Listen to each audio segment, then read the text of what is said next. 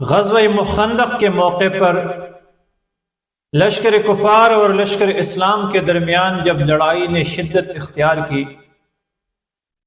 لشکر کفار نے اپنی ایڑی چوٹی کا زور لگایا اور ان کی بھرپور کوشش یہی تھی کہ کسی نہ کسی طریقے سے لشکر اسلام اور ان کے درمیان حائل خندق کو عبور کرے، مسلمانوں پر اور مدینے پر حملہ آور ہو کر ان کا کام تمام کرے۔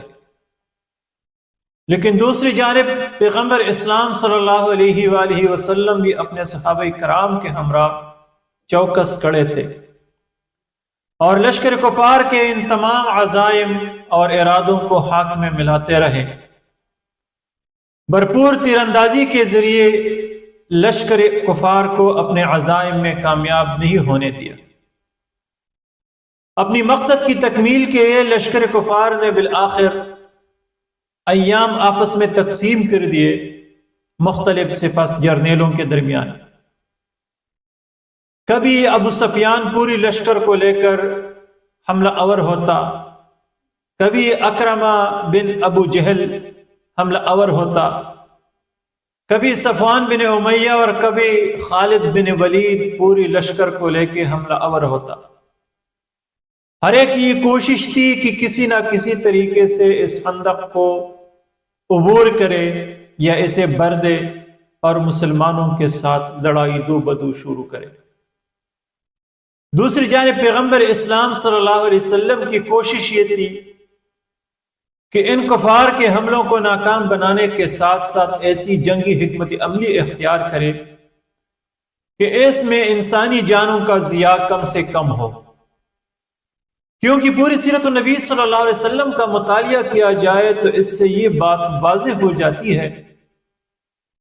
کہ رسول اللہ صلی اللہ علیہ وسلم کی حیات میں 73 غزوات و سرائے لڑی گئی،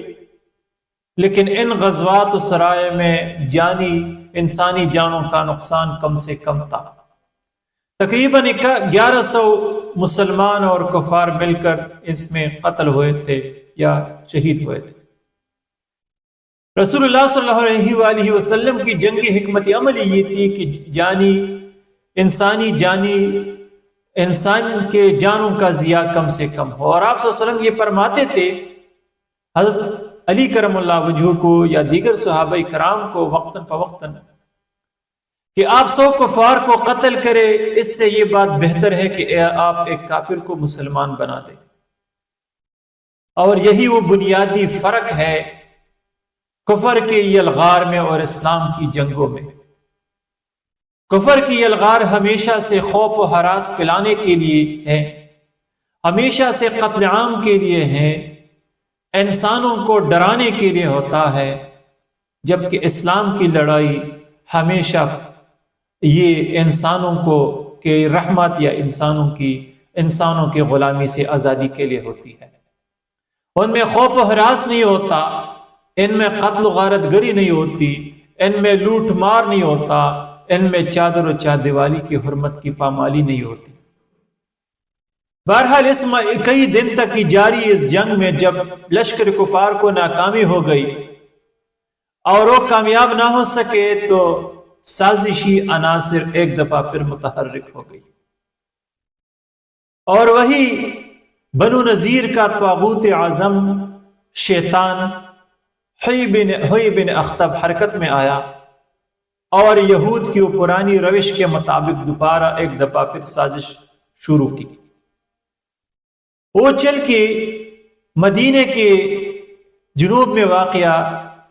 ایک کنارے پر واقع بنو قریظہ کا قبیلہ، جو یہود کا ایک قبیلہ تھا لیکن میثاق مدینہ کے تحت مسلمانوں کے ساتھ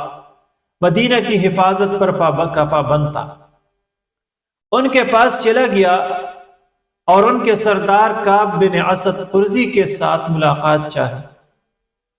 لیکن کعب بن اسد قرظی نے اس کے ساتھ ملاقات سے انکار کی۔ اس پر حی بن اخطب نے کہا کہ ایک کعب، میں تمہارے پاس دائمی خوشحالی اور آزادی کا پیغام لے کر آیا ہوں،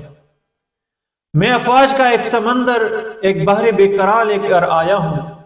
ایک ایسی لشکر جس سے مسلمانوں کی نجات ناممکن ہے، آج مسلمانوں کا وجود ختم ہو جائے گا۔ لیکن اندر سے کعب بن اسد قرظی نے جواب دے دی کہ آپ فقط بادل لائے ہیں جو گرج چمک کے پھر چلے جائے گا، اس سے کوئی خیر کی امید نہیں،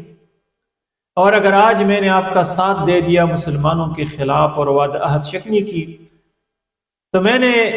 محمد الرسول اللہ صلی اللہ علیہ وسلم کو وعدے کا پابند پایا ہے، وہ لازماً انتقام لے گا، لہٰذا میں تمہارا مدد نہیں کر سکتا اور نہ ہی آپ سے ملاقات کرنا چاہتا ہوں۔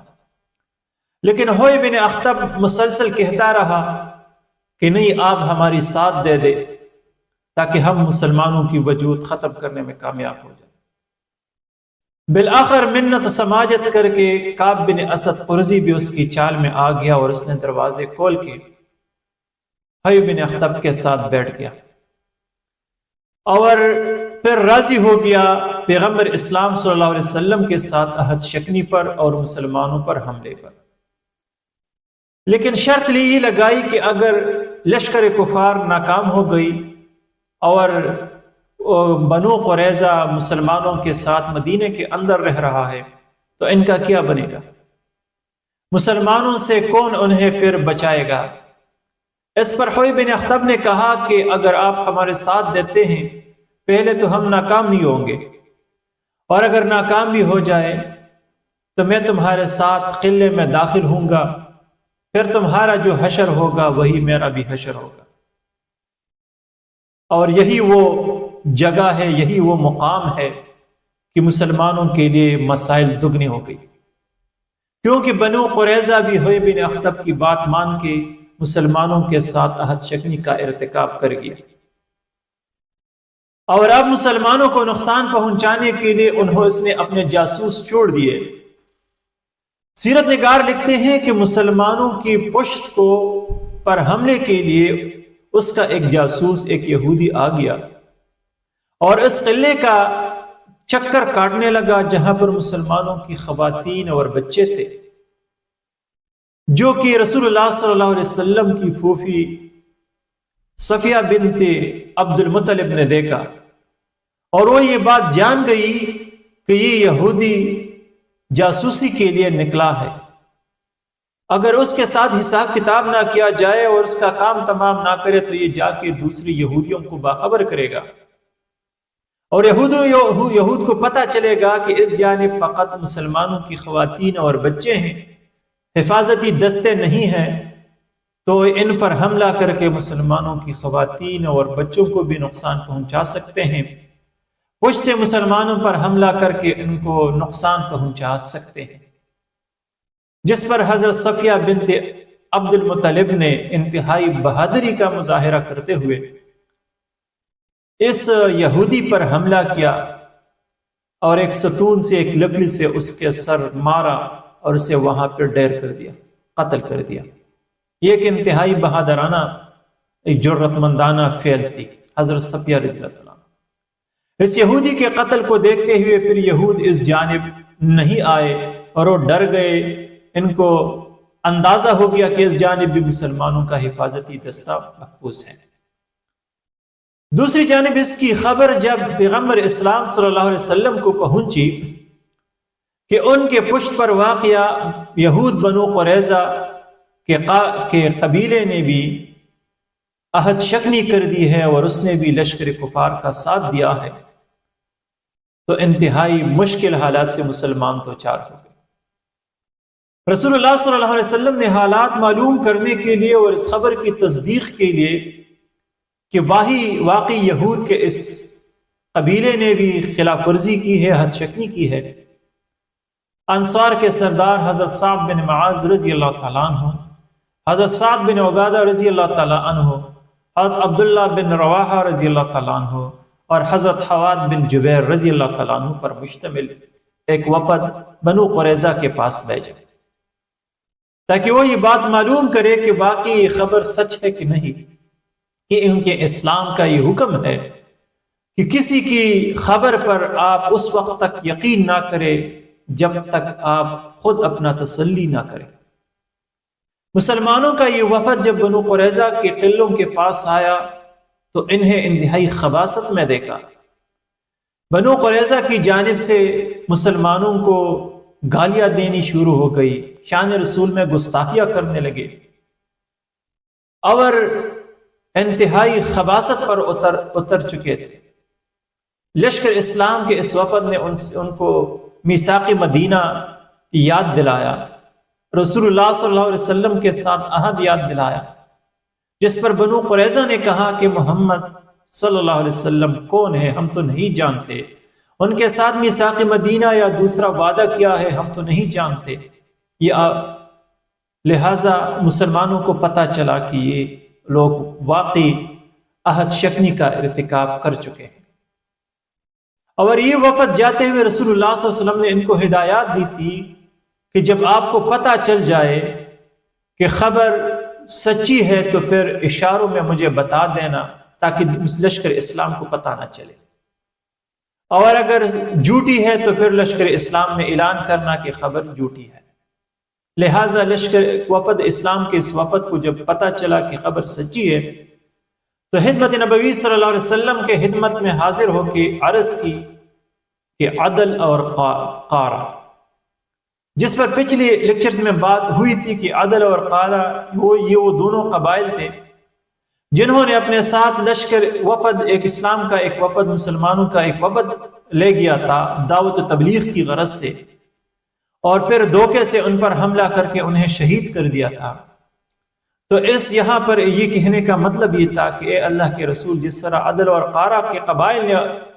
وعدہ خلافی کی تھی، دھوکہ دیا تھا، اسی طرح بنو قریظہ نے بھی وعدہ خلافی کی اور دھوکہ دیا، اور انہوں نے عہد شکنی کر لی ہے، لشکر کفار کا ساتھ دیا ہے۔ اس پیغام سے رسول اللہ صلی اللہ علیہ وسلم کو پتہ چلا، لیکن جب اس لشکر اسلام کو بھی اس کی اطلاع ملی کہ بنو قریظہ بھی مخالفت کر چکے ہیں اور اب وہ بھی لشکر کفار کا ساتھی بن چکا ہے، تو یہ وہ آزمائش کی گھڑی تھی کہ پوری کے لشکر پر پریشانی کا عالم طے ہوا اور انتہائی مشکل حالات سے دوچار ہو گئے۔ سامنے ایک مضبوط دشمن ہے، پیچھے بنو قریظہ کے غدار ہیں، ان کے قریب مسلمانوں کے خواتین اور بچے ہیں۔ اب ایک ایسی موقع پر یا ایک ایسی محل پر کہ مسلمانوں کے سامنے سے، لشکر کفار کے سامنے سے مسلمان ہٹ بھی نہیں سکتے، اور خواتین اور بچوں کے حفاظت کے لیے دستہ بھیجنا بھی مشکل ہے، تو اس مشکل صورتحال میں لوگوں کی کیفیات بھی مختلف تھی، جس کی عکاسی قرآن مجید میں ان الفاظ میں کی گئی ہے: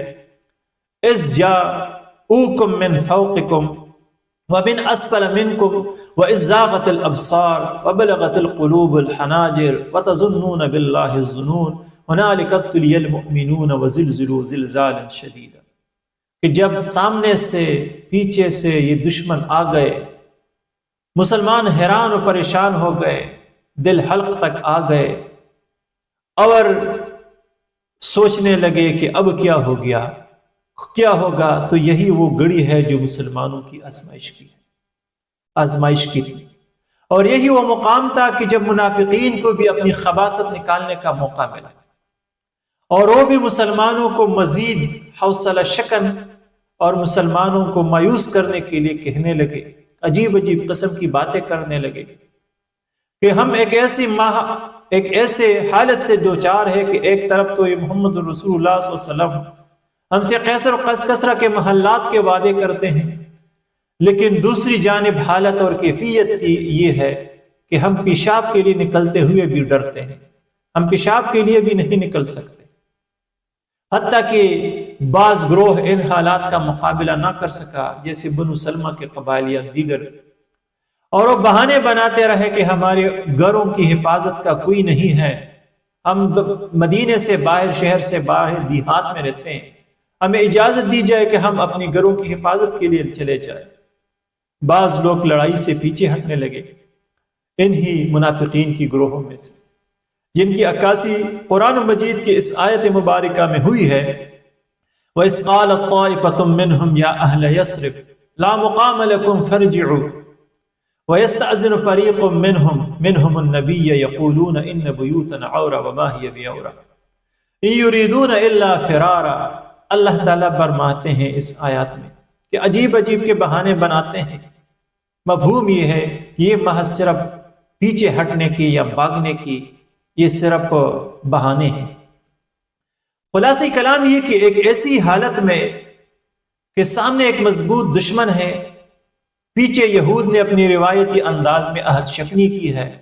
یعنی مسلمانوں کے پیچھے غدار ہے، اور ان غداروں کے قریب مسلمانوں کی بیویاں اور بچے ہیں۔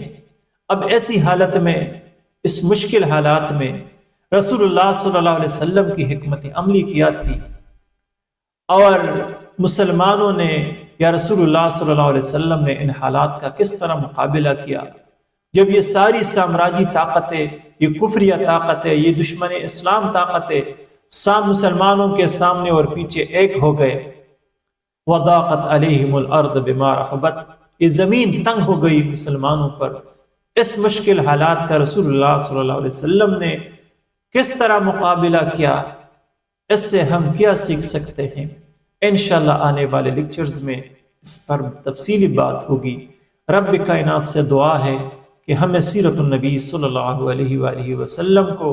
صحیح طریقے سے پڑھنے، سمجھنے، سیکھنے اور اس پر عمل کی توفیق عطا فرمائے۔ وآخر دعوانا ان الحمد للہ رب العالمین۔